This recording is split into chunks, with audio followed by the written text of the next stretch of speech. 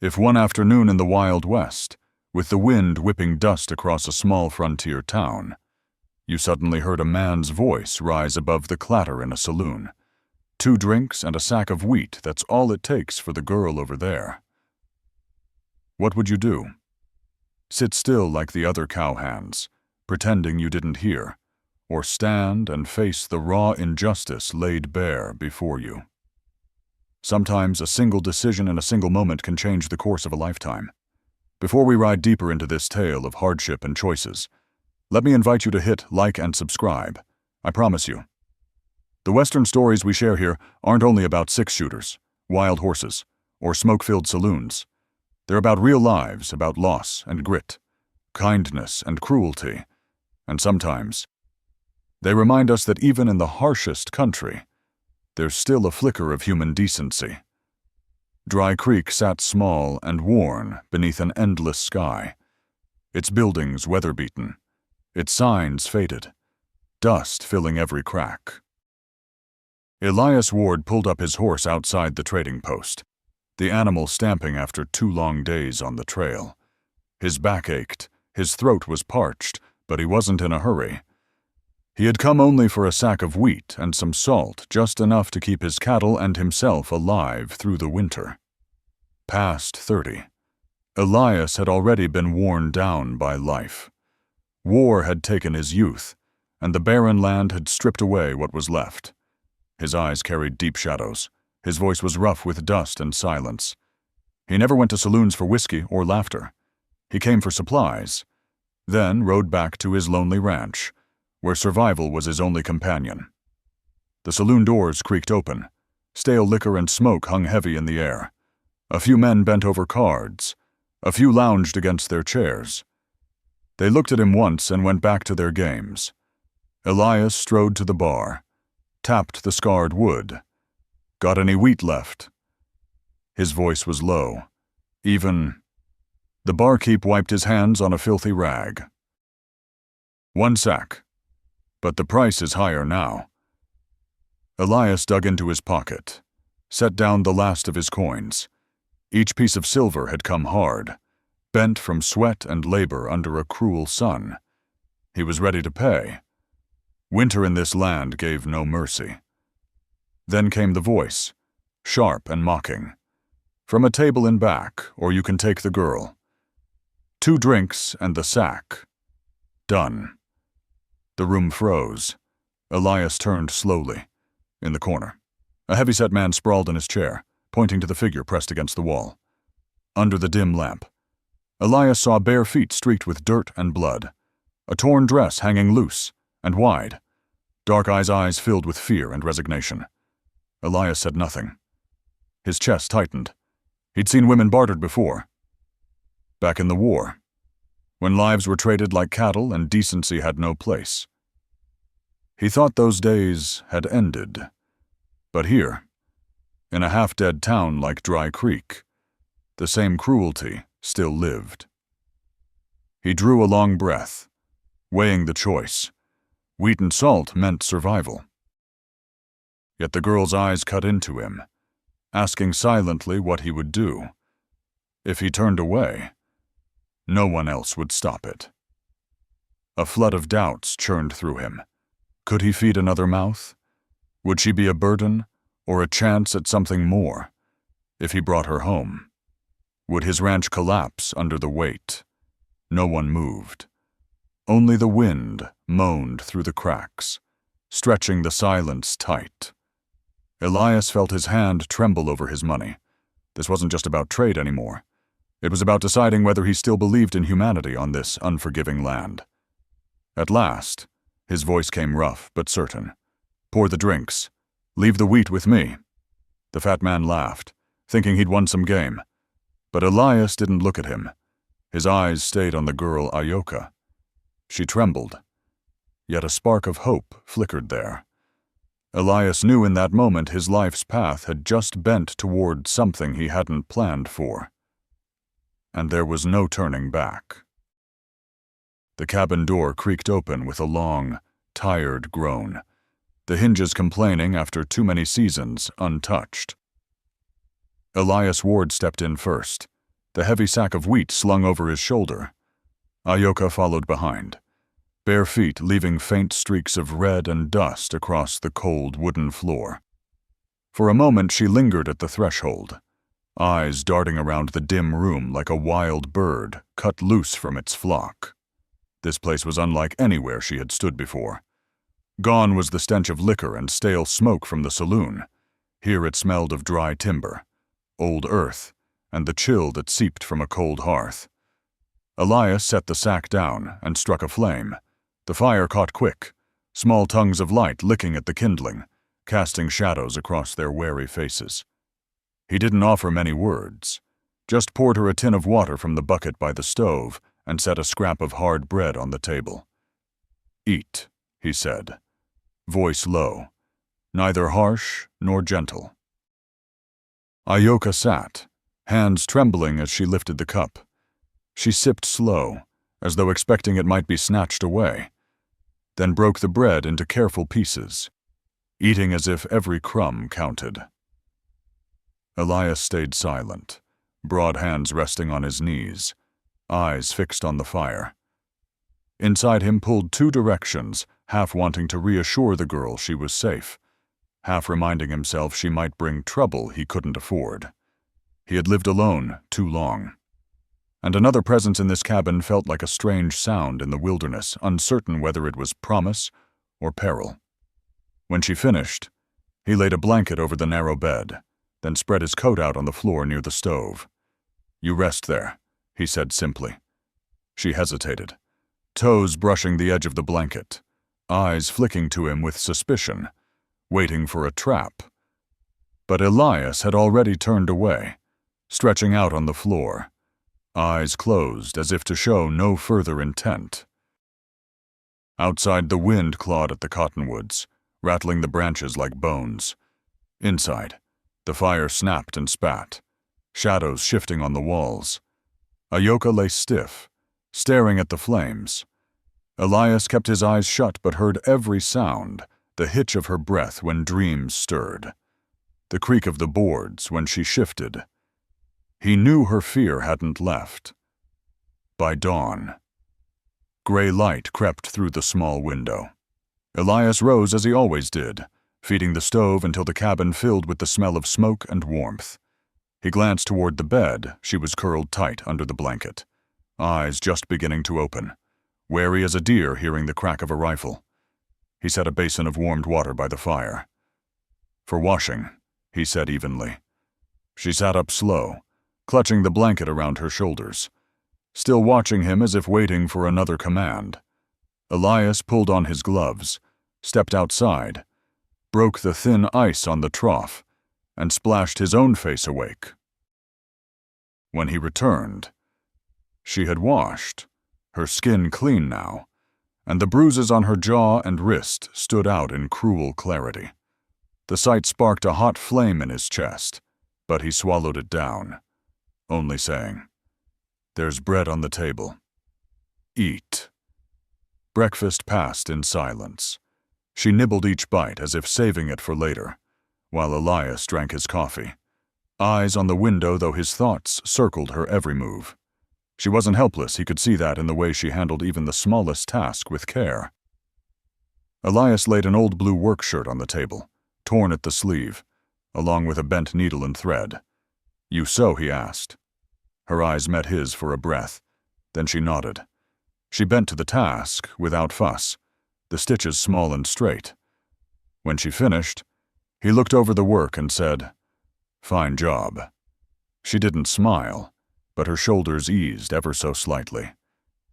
He carried her worn shoes outside, patched them with scraps of hide and a couple of flattened nails. When she slipped them on, her feet fit snug, and though she spoke no thanks, the way she stood a little taller said enough. The day settled into quiet rhythm. Elias chopped wood. Ahyoka swept the floor and scrubbed tin plates until they caught the firelight. Neither spoke much, but the silence no longer pressed as heavy as it had the night before.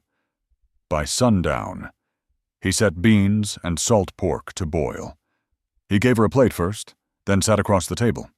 They ate without words, Spoons tapping against tin. No smiles. No trust yet, but a fragile truce. An unspoken agreement food. Shelter. And the uneasy space between them. That night, Elias again stretched out on the floor, coat for a pillow, ears tuned to every breath from the bed. Ahyoka shifted less than before, her breathing steadier though still marked with pauses of unease. Elias lay awake, staring at the dark rafters. One question pressing against his chest had bringing her here changed his life for good or for ruin. Morning light came warmer after the night's chill. Inside the cabin, smoke from the stove mixed with the damp scent of old wood, carrying a feeling both worn and strangely comforting. Elias Ward, long used to solitude, noticed something different this day. On the table lay his old work shirt, neatly mended with fine, careful stitches. Ahyoka sat near the fire, her hand still holding the last thread, her eyes guarded yet not as tense as the night before. Elias lifted the shirt, turned it under the flicker of firelight. "Fine work," he said, voice low and rough, but genuine. Ahyoka didn't smile, but her shoulders loosened a little, as if his words had reached a part of her long closed off. In the silence of the West, sometimes a single phrase could soften even the hardest wall. He set the shirt down, then took her shoes, little more than scraps of leather held together by habit, out onto the porch. The soles were worn through, barely fit to touch dirt, sitting with his knife, a scrap of hide, and a few bent nails. Elias worked slowly, pressing, stitching, hammering each piece into place. His hands, scarred and rough from ranch work, moved with unexpected patience. Inside, Ahyoka didn't sit idle. She gathered dishes, swept the dust from the floor, stacked firewood by the hearth. A cabin that had long felt abandoned began to hold order, a breath of life settling across its cold timbers. By noon, Elias handed her the patched shoes. "Try them," he said, eyes on the floor. Ahyoka slipped them on. They were still rough, far from new, but they held her feet and kept out the stones. She stood, glanced once at him. She didn't speak thanks, but her eyes carried it well enough. Elias gave a short nod and stepped out to water the stock. A new rhythm began. Elias carried the weight of hard labor splitting logs, mending fences, tending cattle. Ahyoka, though new to the place, quickly found her part. She washed, swept, folded the bedding, scrubbed the tin plates until they shone. When he swung the axe, she stacked the wood neat. When he hauled water, she steadied the bucket so it wouldn't spill. In each small act, Elias saw her determination. She wasn't content to sit idle or take charity. She wanted to belong, to pull her weight. And he, who had thought he'd brought home nothing but a burden, began to understand the quiet relief of having another pair of hands in the work. Toward evening, the sun bled red over the far ridge. Inside, beans and salt pork simmered, their scent filling the room. Elias served her plate first, then his own. They ate in silence, but it wasn't the heavy silence of strangers. As Elias raised his spoon, he remembered the war years when food meant survival alone, and sharing was rare. Tonight, a simple meal meant something else proof the house no longer sat entirely empty. After supper, Elias checked his rifle, then stepped out onto the porch to scan the horizon. Ahyoka sat by the fire, wrapped in a blanket, her eyes fixed on the flames. She still carried caution, still weighed every breath, but she no longer shrank into the shadows. When Elias returned, their eyes met for an instant. In that look, Elias felt the cabin had shifted. It wasn't just walls against the cold anymore. It was the beginning of something warmer, something he'd almost forgotten existed home. That night he lay again on the floor near the fire, coat for a pillow, while she lay on the bed. Yet her breathing was steady now, deep and calm, not broken by fear. Elias closed his eyes, listening to the rhythm of it blending with the wind outside. A new life, fragile but real, had begun. And for the first time in years, he felt a seed of sharing, of simple care, take root in his chest. That evening, the sky over Dry Creek turned the color of lead, heavy clouds pressing low as if they might crush the cabin roof. Elias Ward stepped onto the porch, eyes tracing the far ridges. He had lived long enough to know the signs.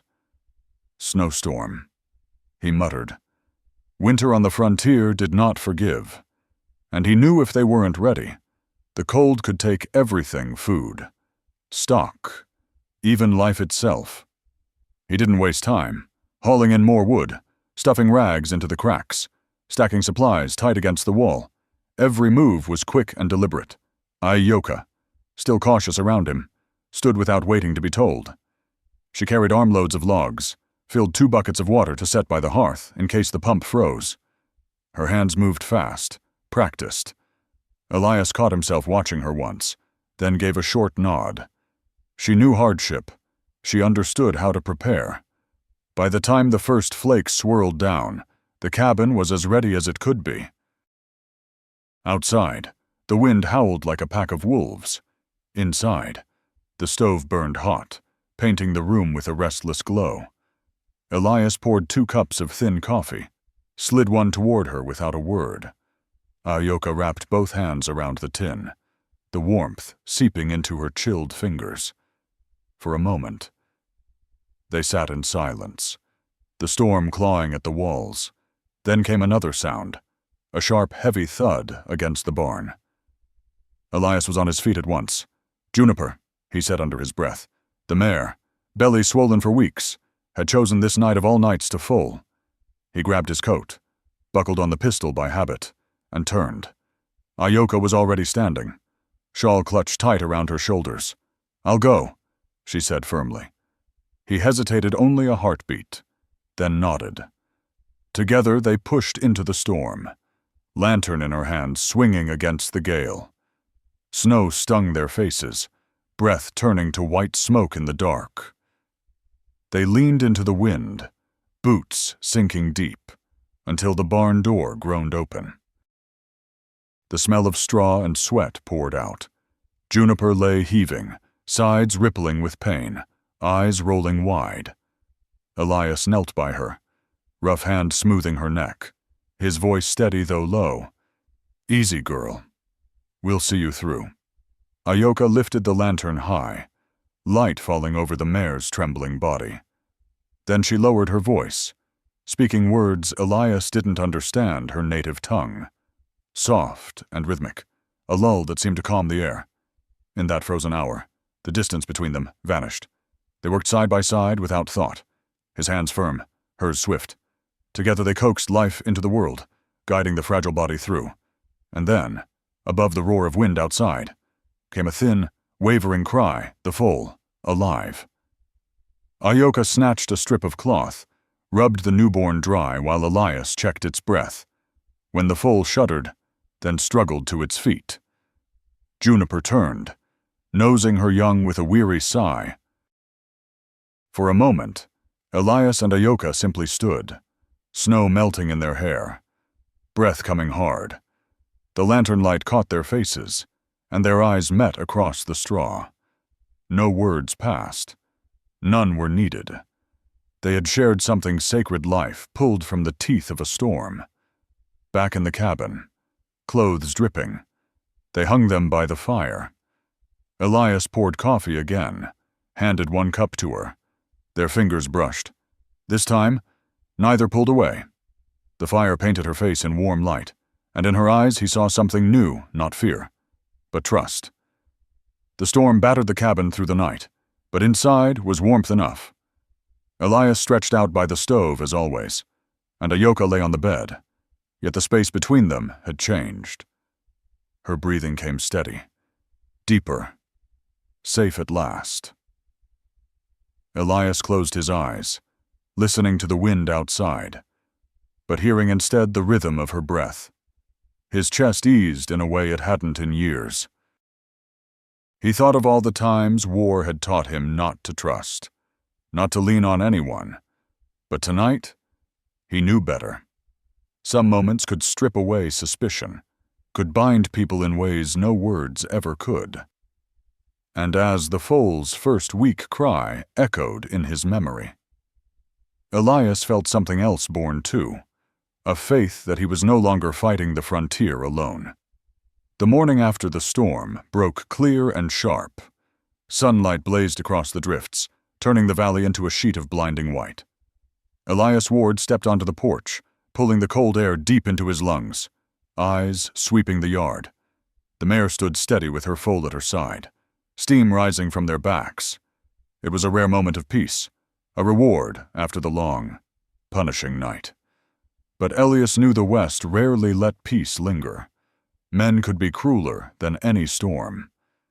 He had just ground out his smoke under his boot when the sound of hoofbeats carried across the frozen road. Slow, heavy, deliberate like riders who wanted him to hear them coming. Elias walked down the steps, narrowing his eyes against the glare. Two figures came into view. Horses dark against the snow. One was Silas Dorn, belly thick, face red with liquor, wearing the same crooked grin Elias remembered from the saloon. The other was lean, sharp-eyed, his hand resting too close to the pistol at his hip. "Fine morning, Ward," Silas called, voice slick as oil. Elias didn't move. He held his rifle in one hand, barrel low, gaze flat. "Morning doesn't bring words worth hearing from you. Dorn." Silas gave a rough laugh and swung down from his horse. "Boots crunching in the snow. I reckon it does. That little trade we made back at the saloon, you remember it. Don't you 2 drinks and a sack of wheat? I figure now I sold too cheap." Elias said nothing. Silence itself pressed harder than any reply. The second man stayed in the saddle, eyes fixed on the cabin door, where he knew the woman must be. "She's worth more than that," Silas pushed on, voice turning harder. "I came to set things right. Maybe I ought to step inside and talk this out proper." Elias raised the rifle higher. "Steady now. The deal's done. You move 1 step closer, and it's theft, plain and simple." The air tightened. Wind hissed through the bare trees. Horses stamped and snorted, the only sounds in the frozen stillness. Then the cabin door creaked open. Ahyoka stepped out, shawl pulled around her shoulders.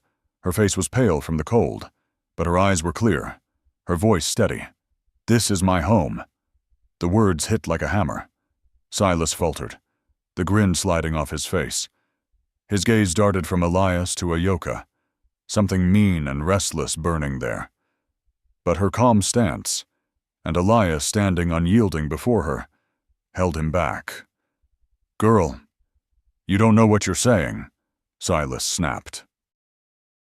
"This land ain't for the likes of you. Best come with me before you freeze or starve." Ahyoka didn't flinch. "I know where I am, and I've chosen—" Her voice wasn't loud, but it cut through the cold like steel. Elias lifted the rifle to his chest, eyes locked on Silas. "You heard her. She stays.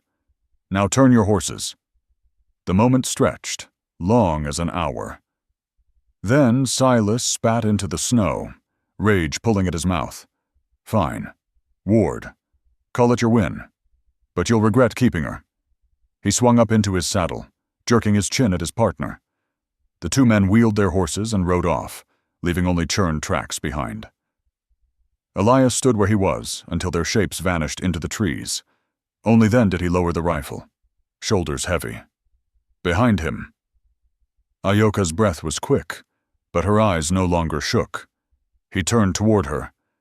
"You didn't need to come outside," he said quietly.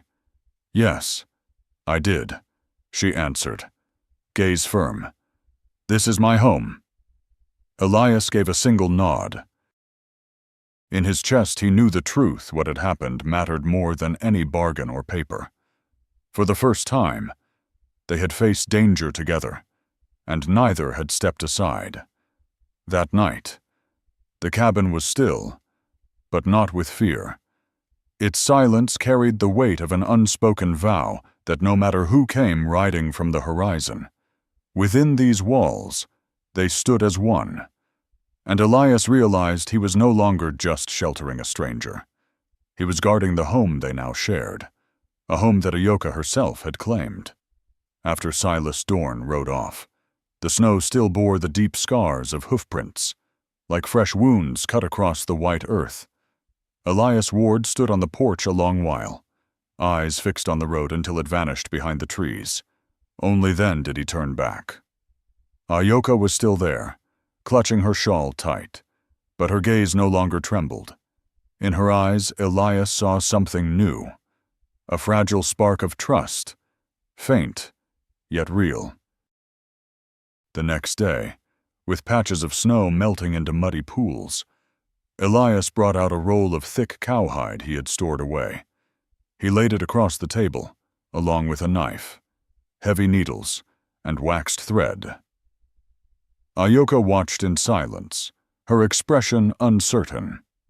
"For you," Elias said simply. "Those old shoes won't keep the cold out. You'll need boots worth wearing." He measured her feet carefully, tracing the outlines as if handling something rare. His rough, scarred hands built for rifles and axes moved with patience as he cut, shaped, and stitched the hide. Ahyoka sat across from him, quiet, her dark eyes following each movement. Now and again their gazes met, quick and unplanned, leaving behind a warmth neither dared name. By midday, the first boot was done. Elias set it on the floor and gestured. Ahyoka slipped her foot inside. It fit snug, wrapping over scars that had only just begun to heal. She took a few tentative steps, then turned back to him. No words were spoken, yet her eyes carried thanks deeper than speech. Elias gave a brief nod and returned to his work. By dusk, the pair was complete. Ahyoka stepped into the yard, the snow still thick, but her stride was firm, steady. From the porch, Elias watched her walk, the leather boots dark against the drifts. He realized he couldn't recall the last time he had seen someone move through this yard with such ease. For the first time in years, the cabin did not look like a place to endure the winter, but like a place meant for living. That night they sat by the fire. Elias worked a whetstone along his knife while Ahyoka combed her long, tangled hair. When she struggled with a knot, Elias held out his hand. "Here," he said. She hesitated, then placed the wooden comb in his palm. Slowly, carefully. He drew it through her hair, mindful not to pull too hard. The fire crackled, and in the silence there was no distance, only warmth. When he handed the comb back, she turned, eyes meeting his. "Thank you," she whispered. The words were simple, but they rang louder than the storm winds outside. Elias answered with a faint smile rare on a face worn by hardship. Later. As Elias stretched out on the floor by the stove, he noticed the blanket on the bed drawn back, leaving space as though in quiet invitation. He stayed where he was, but he understood. The wariness had begun to ease. Trust was taking root in the simplest of gestures. The days that followed carried a new rhythm. Elias swung the axe. Ahyoka stacked the wood. He mended the fence. She held the posts and handed wire. When he returned from chores, meals simmered on the stove, filling the cabin with the smell of beans and bread. They ate across from each other, their glances lasting a little longer with each passing night. Silence was no longer a gulf. It was a kind of agreement. One afternoon, as Elias hauled in a heavy bucket of water, Ahyoka reached to take it. Her fingers brushed his hand, and neither pulled away. For a brief moment they stood still, joined by an unspoken truth they trusted each other now. And when the night winds rose again, the cabin glowed with something stronger than fire. It was trust quiet, steady, born of shared work and small mercies. Elias lay awake, listening to the storm howl beyond the walls, and knew he was no longer alone. And in Ahyoka's eyes, The cabin had ceased to be a shelter borrowed from chance. It had become, at last, a home. As the last of winter melted away and the sun began to linger longer over the valley, Elias Ward knew there was one thing left undone. Word of Silas Dorn's visit had no doubt spread through Dry Creek. In a town that small, rumors traveled faster than the wind. Elias would not live under the shadow of men whispering that the woman under his roof was still a piece of property, traded for drink and grain. One bright morning, he pulled on his coat, loaded hay into the wagon, and stepped back inside. Ahyoka was at the table, kneading dough, her long hair braided neatly down her back. For a moment he stood watching her, then spoke in his steady, gravel-rough voice. "We're going into Dry Creek. Coffee, salt, and papers." She looked up, flour dusting her hands, her eyes locking on his. Surprise flickered there, but understanding too. "Papers?" she asked softly.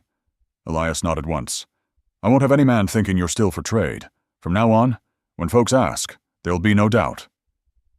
She wiped her hands, untied her apron, and simply said, "I'll come." The road was heavy with thaw, wagon wheels sinking into ruts of mud and ice. Elias kept the horses steady, not rushing. Ahyoka sat straight beside him, shawl around her shoulders, her new boots dark with moisture, her braid tight. He thought back to that first day on this road, when she had sat small and silent, as if waiting for someone to drag her back. Today, she faced the town with her head held high. Dry Creek looked the same weathered boards, dust blowing down the main street. But as the wagon rolled past, eyes followed. Whispers stirred from porches and windows. Elias kept his chin up, gazed straight, let them see. He was not ashamed. They stopped at the general store. He bought salt, coffee, and a length of blue cloth he noticed her glance at, when the bundle was tied. They walked onto the courthouse at the end of the street. The judge, an old man with spectacles low on his nose, looked up as they entered. His eyes went from Elias to Ahyoka, weighing. "I reckon this is about making things legal," he said, pulling a set of papers. Elias answered, "It is." The judge's gaze fixed on Ahyoka. "And you? Is this what you want?" For a moment the room was still but for the scratch of pen on parchment. Then Ahyoka straightened, her voice clear. "Steady, yes." The judge pressed the seal hard against the paper, the crack of it echoing in the quiet office. "Then it's done," he said. "The law recognizes you now." Stepping outside, the sun was so bright it forced them to squint. Elias pulled a strip of blue ribbon from the parcel, clumsy fingers tying it into her braid. She reached up to adjust his work, a small smile tugging at her lips. Elias found himself chuckling, the sound unfamiliar but welcome. It was the first true smile he had seen on her face. They rode home without much talk, but there was no distance in the silence. It was the quiet of two people content, with no need for words to prove what was already settled. They were husband and wife not by barter, not by rumor, but by choice. That evening, the fire glowed warm again in the cabin. Ahyoka stirred a pot of stew while Elias hung his coat, washed, and sat down at the table. When she set the bowl before him, he reached across and took her hand, calloused fingers closing around hers. "This is your home," he said softly. Her eyes met his, unwavering. "Our home." Night fell, stars sharp and bright over the wide prairie. For the first time, Elias did not bed down by the stove. He lay on the bed, Ahyoka beside him, her head resting lightly on his shoulder. Outside, the spring night hummed with crickets. Inside, the only sound was their steady breathing. There had been storms, danger, and eyes filled with scorn. But those things now lay behind them. What remained was the start of a life together, not born of survival or chance, but chosen. In Elias's heart, a door long shut by war and solitude opened again. and in Ahyoka's gaze. The night sky shone not with fear, but with promise. Out there in the hard land of the American West, two souls who once walked alone had found the simplest, most powerful thing of all, a beginning.